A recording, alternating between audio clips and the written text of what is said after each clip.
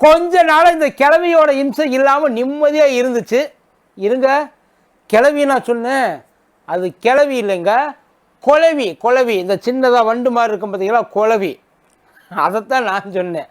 அந்த கிழவி குழவியோட இம்சை இல்லாமல் இருந்துச்சு. ஆனால் திடீர்னு பாருங்கள், அதுக்கு கொடுக்க அரிச்சிருக்கும் போல் வந்து இப்போ அது மாட்டுக்கு காது கிட்ட வந்து கொய்யின்னு கத்திட்டு பேசாமல் ஓடிடுச்சு. சரி, அது கடந்துட்டு போகுது ஒழுக்க. இந்த உமா ஆனந்தன்னு ஒரு அம்மா இருக்கு இல்லைங்களா, நொய்யரம்மா. நொய்யரம்மா புரியுதா இல்லையா? நொய்யரம்மா, அது மேயரம்மா இல்லை, நொய்யரம்மா. அந்த நொய்யரம்மா திருப்புன்னு கோவப்பட்டு வெடுக்குன்னு வந்துருச்சுன்னு படக்குன்னு அப்படியே திரும்பிக்கிட்டு அது மாட்டுக்கு ஓடிடுச்சான். அது கேட்டால் அதுவாக வெளிநடப்பு பண்ணுச்சு, அத்தனை பேரையும் எதிர்த்து சிங்கம் மாதிரி நடந்து வெளியில் போயிடுச்சு அப்படின்னு பயங்கரமாக சொன்னாங்க. அது உள்ளே போய் கேட்டதுக்கப்புறம் தான் தெரியுது, என்னப்பா உங்கள் அத்தனை பேரையும் வந்து உதாசீனப்படுத்திட்டு நீங்கள்லாம் எனக்கு ஒரு ஆளே இல்லை, என் ஒருத்தைக்கு நீங்கள் 199 பேர் ஈக்குவல் ஆவீங்களா அப்படின்ற மாதிரிலாம் கேட்டு வெளில போனதாக சொன்னாங்க. அப்படி என்ன அந்த அம்மாவை கடுப்பேற்றுனீங்க அப்படின்னு நம்ம கேட்டால், டேய் அதுதான் சொல்லுதுன்னா அதை நீயும் மாடா நம்புவ, இன்னும் ஒரு நிமிஷம் அது இங்கே நின்றுருக்குன்னு அத்தனை பேரும் சேர்ந்து ஒரே வார்த்தையை சொல்லி அந்த அம்மாவை விரட்டி இருப்பாங்க. அது கேட்கக்கூடாது அப்படின்னு தான் அந்த அம்மா அதுவாக ஓடி போயிடுச்சு. அப்படி அந்த அம்மா என்ன பண்ணுச்சு, இவங்கெல்லாம் ஏன் அந்த வார்த்தையை சொல்கிறதுக்காக ரெடி ஆனாங்க பார்த்துருவோமா?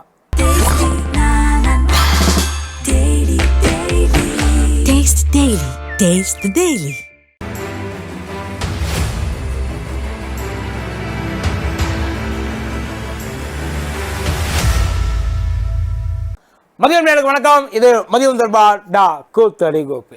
இந்த வயசில் இந்த அம்மாவுக்கு இவ்வளவு திமுறாப்பா இருக்கத்தான் செய்யும். அதாவது ஒரு படிக்காத கூட்டம் இருக்கிறப்ப அந்த கூட்டத்தில் ஒரு படித்தவன் இருக்கிறப்ப அந்த படித்தவனுக்கு திமிர் இருக்குமா இருக்காது?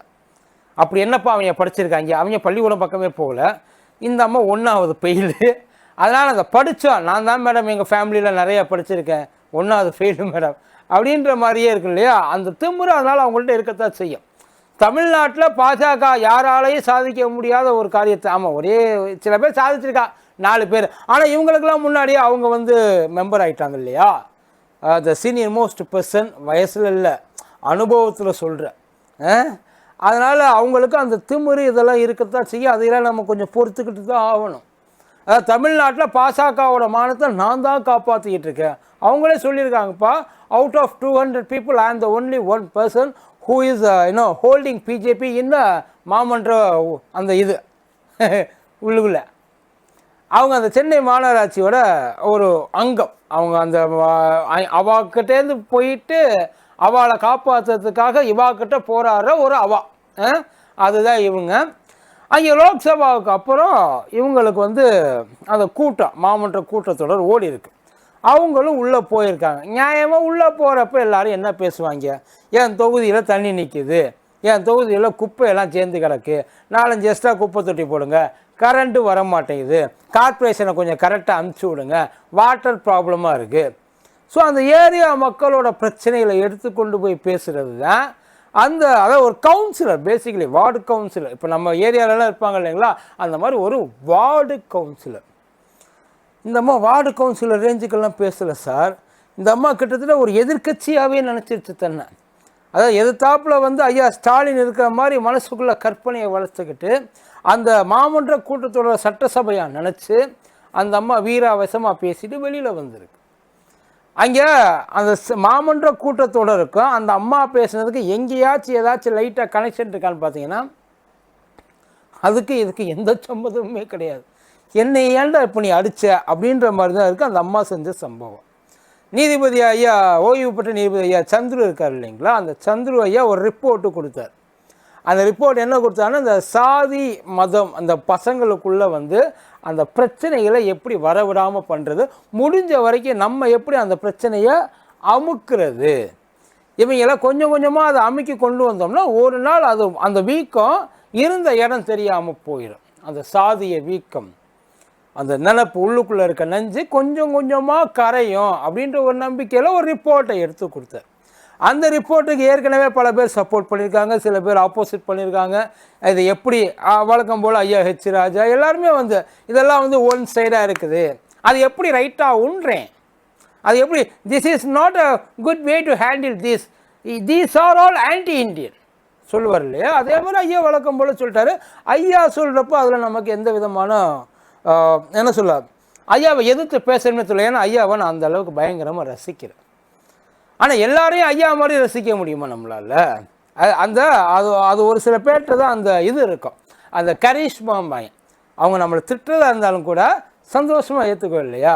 அந்த ஒரு கேரக்டரிஸ்டிக்கு எனக்கு ராஜா ஐயாட்ட ரொம்ப பிடிக்கும் அந்த விஷயம். அது அப்படியே சொல்கிறப்ப அழகாக இருக்கும்னு வைங்களேன். ஆனால் அதையே வேறு யாராவது செஞ்சால் இழுத்து போட்டு மிதிக்கணும் போல தோணும். இப்போ ரஜினி செய்கிற விஷயத்தை ரஜினி செய்கிறப்ப நம்ம ரசிப்போம். அதே ரஜினி செய்கிற விஷயத்தை வேறு யாராவது செஞ்சால் நம்ம சிரிப்போம். அவ்வளோதான் வித்தியாசம், வேறு எதுவும் கிடையாது. இப்போ அதே மாதிரியே இப்போ எப்படா இது தொடங்கணும்னு வெயிட் பண்ணிகிட்டு இருந்திருக்காங்க போல். அவங்க என்னமோ பேசிகிட்டு இருக்காங்க. திடீர்னு இடையில இந்த மண்டை கோளாறு உள்ளவங்களாம் இப்படித்தான் எல்லாரும் ஒரு விஷயத்தை பேசிகிட்டு இருப்பாங்க. ஆனால் சம்மந்தமே இல்லாமல் அது மாட்டுக்கு வந்துச்சு, அது மாட்டுக்கு கத்த ஆரம்பிச்சிடும். ஐய நினைப்பாங்களா மாட்டாங்களா? இதையெல்லாம் வந்து வைத்தியம் பார்க்காம கொண்டாந்து நேரடியாக எங்ககிட்ட கோர்த்து விடுறது தப்பு. அது எந்திரிச்சு அந்த சந்துரு ஐயாவோட இதை படிக்க ஆரம்பிச்சிட்டாங்க. என்னங்க இது அறிக்கை?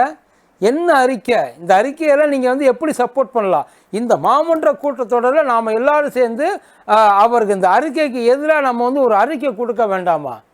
இதை நம்ம எதிர்த்து போராட வேண்டாமா? நாமெல்லாம் என்ன அப்புறம் மக்களுக்கு தொண்டு செய்யறதுக்காக வந்திருக்கோம். இதெல்லாம் மக்களை இவங்க இப்படி அடக்கி ஆள்வாங்க. ஒரு சைடாக இருக்குங்க. இந்த மாமன்ற கூட்டத்தொடரில் பல பேர் சேர்ந்து இருக்கிறீங்க, பல சமயங்கள் இருக்கிறவங்க இருக்கீங்க, பல மதங்களில் இருக்கிறவங்க இருக்கீங்க, பல சாதிகளில் இருக்கிறவங்க இருக்கீங்க. உங்களுக்கெல்லாம் உங்கள் ரத்தம் கொதிக்கலையா அப்படின்ற மாதிரியே பேசியிருக்கு அந்த அம்மா. நினச்சி பாருங்களேன். 199 நான் வெறும் அவங்கள மட்டும் எடுத்துக்கிறேன். 199 பேர் இருக்கிறதுக்கு அவங்களுக்கெல்லாம் சரின்னு படுது. ஒரே ஒரு ஆளுக்கு மட்டும் அது தப்புன்னு படுது. ஒரே ஒரு ஆளுக்கு. அந்த அம்மாவால் அதை வந்து பொறுக்க முடியல. புரியலை. இந்த மாமன்ற கூட்டத்தொடரில் அவங்களுக்கு ஆப்போசிட்டாக நீங்கள் வந்து ஒரு அறிக்கையை ஒரு தீர்மானத்தை நிறைவேற்றிட்டீங்கன்னா நீதிபதி சந்திர ஐயா வந்து மன்னிப்பு கேட்பாங்க. இல்லை தமிழ்நாடு கவர்மெண்ட்டு இதை அப்ளை பண்ண முடியாத அளவுக்கு வந்து ஒரு சிக்கலில் மாட்டிக்குமா உங்களுக்கு? அதை நீங்கள் இதை உங்களோட அந்த இந்த மீட்டிங்குன்னு நினச்சிட்டிங்கன்னு நினைக்கிறேன். இங்கே நீங்கள் பேச வந்தது உங்கவா பிரச்சனையை மட்டும் பேசக்கூடாது. இங்கே எல்லாருடைய பொது பிரச்சனையும் பேசினேன்.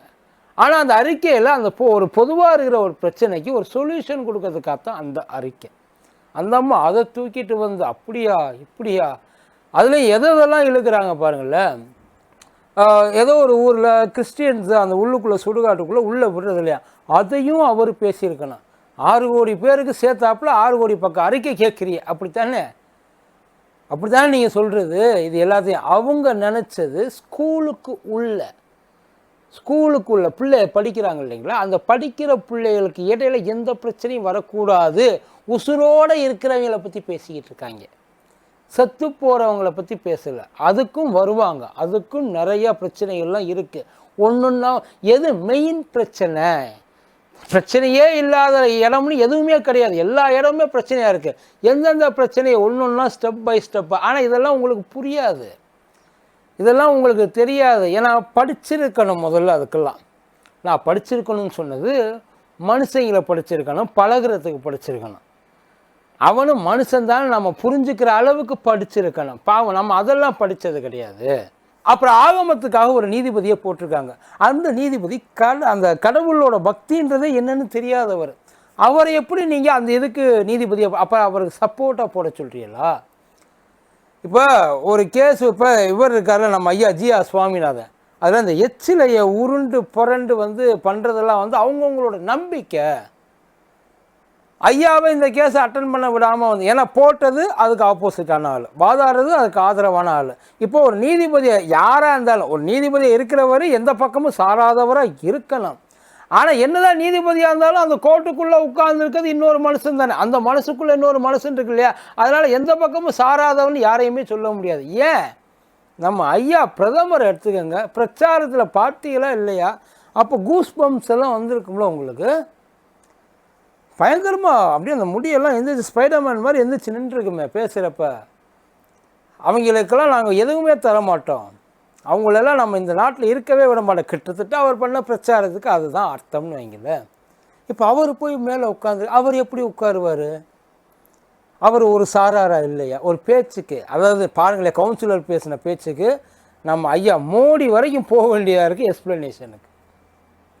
அவங்க சொல்கிறாங்க யாரை எங்கே நீங்கள் தாராளமாக உங்கள் இஷ்டத்துக்கு யாரை வேணால் நியமிக்கலாம், அதுக்கு நீங்கள் அந்த இடத்துல நியமிக்கிற இடத்துல போய் உட்காரணும். நம்ம இடம் என்ன, நம்ம இடத்துக்குள்ளே நம்ம என்ன பண்ண முடியும்? கொஞ்சம் கொஞ்சமாக. அதுக்காக நீங்கள் ஆகவே முடியாதுன்னு நம்ம சொல்ல கிடையாது.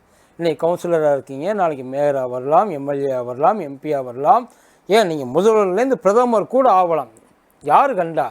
அதுக்கான இடத்துக்கு நீங்கள் போயிட்டு அதுக்கப்புறம் மொத்தமாக எல்லாத்தையும் சேஞ்ச் பண்ணுங்கள். உங்களோட எதிர்ப்பை பதிவு பண்ணுங்கள். இப்போ நீங்கள் எதிர்ப்பை பதிவு பண்ணிங்கன்னா லூஸ் சொல்லிட்டு போயிடுவாங்க. ஆக்சுவலி நீங்கள் பண்ண காரியமும் அப்படி தான் இருந்துச்சு. நம்ம உங்களை பார்க்குறப்போ நீங்கள் ஏதோ ஒரு உணர்ச்சி வயப்பட்டு மக்களுக்காக எதுவும் செய்ய முடியலையே அப்படின்ற உங்கள் இயலாமையினால் நீங்கள் பண்ணுற மாதிரிலாம் கிடையாது. நம்மளை எதுவும் செய்ய விட மாட்டேங்கிறான் இல்லை, நம்மளை எதுவும் பண்ண விட மாட்டேங்கிறான் இல்லை, இதில் உங்களை மட்டுமே நீங்கள் உள்ளுக்குள்ளே சுருக்கிக்கிறீங்கம்மா. ஒரு ஆள் ஒரு விஷயத்தை வந்து கொடுக்குறப்போ அந்த விஷயம் எதுக்காக கொடுத்துருக்காங்க, அதோட இதுவரை என்னைக்காச்சும் ஜாதி கொடுமைகளை அனுபவிச்சிருக்கீங்களா? ஒருத்தர் தாழ்த்தப்பட்டவன் அப்படின்றதுனால அவன் என்னென்ன விதமான இன்னல்களை சந்திக்கிறான்னு என்னைக்காச்சும் ஒரு கண்ணால் பார்த்துருக்கேன். நம்ம செய்திகளில் படிக்கிறது, டிவிகளில் பார்க்குறதோடு சரி, அந்த சிச்சுவேஷனை உள்ளே இருந்து பார்க்க வேண்டாம், சிச்சுவேஷனை வெளியில் இருந்து பார்த்துருக்கீங்களா? பார்த்துருந்துருக்கலாம். ஆனால் உங்களுக்கு அந்த மனநிலைமை இங்கே வந்திருக்காது. நீங்கள் பார்த்து இல்லாமலாம் இருக்க மாட்டீங்க, கண்டிப்பாக பார்த்துருப்பீங்க. ஆனால் என்ன, வெளியில் மூணாவது மனுஷனாக பார்த்துருக்க மாட்டீங்க, சம்மந்தப்பட்டவங்களாக பார்த்துருப்பீங்க. உங்களுக்கு தெரிஞ்சவங்க, உங்களுக்கு ரொம்ப வேண்டப்பட்டவங்க, அதெல்லாம் நீங்கள் பண்ணியிருக்கலாம். அது வந்து நம்மளோட உரிமை, அவன் நமக்கு கீழே தான் அப்படின்னு உங்களுக்கு சொல்லி வளர்க்கப்பட்டிருந்துருக்கலாம். ஆக்சுவலி அதுதான் அதுக்கு அர்த்தம். அதனால் உங்களுக்கு அதெல்லாம் வந்து எந்த விதமான கஷ்டமும் தெரியாமல் இருந்திருக்கலாம். அது கஷ்டம்னு தெரியாமலே இருந்திருக்கலாம் அவன் படுறது. அதனால் உங்களுக்கு இதையெல்லாம் பார்க்குறப்போ உங்களுக்கு எரிச்சலாக தான் வரும். அது அப்படியே ஆப்போசிட் சைட்லேருந்து பார்க்குற எவனுக்கும் அது தப்பாக தெரியல.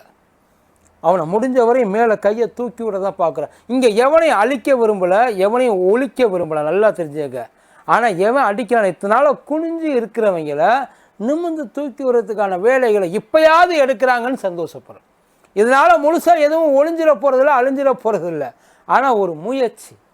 ஆனால் அந்த முயற்சிக்கு உங்களுக்கு இவ்வளோ மூச்சு வாங்குது. என்ன பேச சொன்னால் என்ன பேசிட்டு வந்திருக்கீங்க கேட்க மாட்டாங்க. தொகுதியில் போயிட்டு ஏமா இதுக்கா நீ போனேன், இதுக்கா நீ என்கிட்ட வந்து கேட்ட, இங்கே பாரு என் ஃபேன் ஓட மாட்டேங்குது, நைட் ஆனால் கரண்ட்டு போயிடுது, நீ நான் வந்து இன்வெர்ட்டர் வாங்கி கொடுப்பேன், இல்லை உன் வீட்டில் வந்து நான் படுத்துக்கவா? அந்த மாதிரி கேள்விகளுக்கு பதில் சொல்கிறது. முதல்ல அதையெல்லாம் சரி பண்ணிடுங்க. அதுக்கப்புறம் நம்ம அடுத்த பிரச்சனையை பார்ப்போம். உங்கள் பிரச்சனையை பற்றி பேசுகிறதுக்கு இது ஒன்றும் உங்கள் ஊடு இல்லை. மாமன்ற கூட்டத்தில் அத்தனை பேர் வருவாங்க. நீங்கள் பேசுறதெல்லாம் வாயை மூடிட்டு கேட்டுட்டுலாம் இருக்க மாட்டாங்க. வெளியில் போ. ஆக்சுவலி அவங்க சொன்ன அந்த வார்த்தை, சொல்ல வந்த வார்த்தை மொத்தமாக இதுதான், வெளியில் போ அப்படி சொல்லி. ஆனால் சொல்லிட்டாங்க, பட் இருந்தாலும் கேட்காத மாதிரி அந்த அம்மா கிளம்பி போயிட்டாங்கன்னு வைங்களேன். இனிமேல் அது தேவை, அதாவது எந்த இடத்துல எந்த விஷயம் தேவையோ அந்த இடத்துல அந்த விஷயத்தை பற்றி நல்லா பேசலாம். ஆனால் உங்களுக்கு ஒரு விஷயம் தேவைன்றதுனால போகிற எல்லா இடத்துலையும் அந்த விஷயத்தை நீங்கள் பேச முடியாது. பேசுனீங்கன்னா அதுக்கு வேலிட் இல்லை. அதே மாரி நீங்கள் பேசுனீங்க அப்படின்னா உங்களையெல்லாம் ஒரு ஆளாகவே மதிக்க மாட்டாங்க. இப்போ எல்லோரும் உங்களை மதித்த மாதிரி. இனிமேலாவது கொஞ்சம் ஒரு பொறுப்புணர்வோடு நடந்துக்கங்க. நன்றி.